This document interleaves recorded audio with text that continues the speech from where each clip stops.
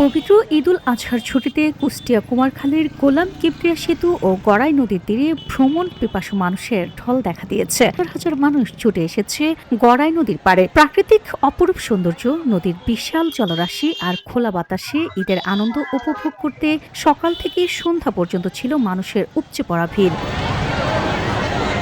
সরজমিনে দেখা যায় নারী, পুরুষ, শিশু, কিশোর, তরুণ তরুণী থেকে শুরু করে পরিবার পরিজন নিয়ে নানা বয়সী মানুষ ঘুরতে এসেছেন এখানে। স্থানীয়দের ভাষায় কুমারখালীর গড়াই নদীর তীর যেন ঈদ বিনোদনের অন্যতম কেন্দ্রবিন্দুতে পরিণত হয়েছে। সামনে বিস্তীর্ণ নদী, বিকেলের সূর্যাস্ত আর নদীর বুকে দুলতে থাকা নৌকার দৃশ্য দর্শনার্থীদের বাড়তি আকর্ষণ তৈরি করেছে। ঘুরতেছি বন্ধু বান্ধব নিয়ে, খুব আনন্দ হচ্ছে আমাদের।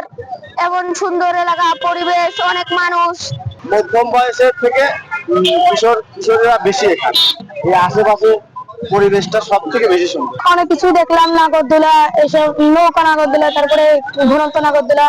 ঈদের ছুটিতে সেতু এলাকার পাড় ঘিরে জমে ওঠে অস্থায়ী দোকানপাট। বসেছে গ্রামীণ মেলা, ঝালমুড়ি, ফুচকা, চটপটি, আইসক্রিম ও বিভিন্ন মুখরোচক খাবারের দোকানেও ছিল উপচে পড়া ভিড়। বিক্রি ভালো হওয়ায় খুশি দোকানিরাও।